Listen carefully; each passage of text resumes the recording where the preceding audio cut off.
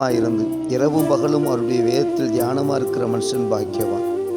அவன் நீர்க்கால்களின் ஓரமாய் நடப்பட்டு தன்காலத்தில் தன் கனியை தந்து இலையுதிராதிருக்கிற மரத்தைப் போல் இருப்பான். அவன் செய்வதெல்லாம் வாய்க்கும் என்று வேதத்தில் சொல்.